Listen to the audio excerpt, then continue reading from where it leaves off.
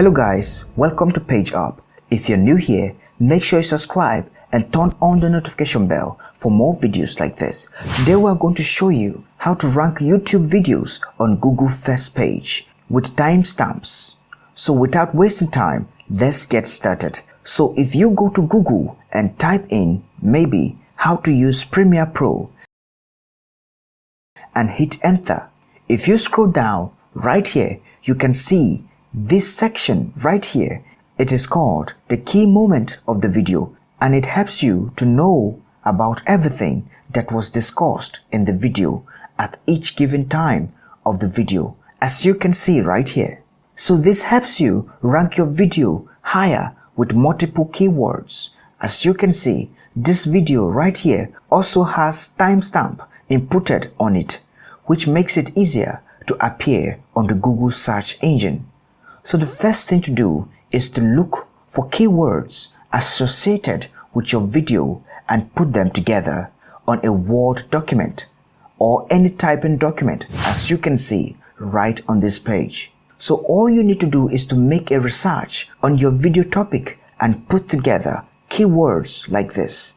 And we are going to be showing you one of the free tools to use and get keywords. This tool right here is called Uber Suggest. It is a free website where you can do your keyword research on any of the topic your video is about. So all you need to do is to put in your keywords right here and click on search, and it will do the work for you. So right here we have put together all the topics we have discussed in the video, as you can see right here. How to create a new project, how to import files into Premiere Pro, how to cut a video in Premiere Pro, how to export a video in Premiere Pro. So all of these steps are in just one video. So how do you make it work on your video? So all you need to do is to come back here and change your keyword planner and add the timestamps from this right here to this. As you can see, all we did was include the timestamps of when we exactly started discussing a particular topic.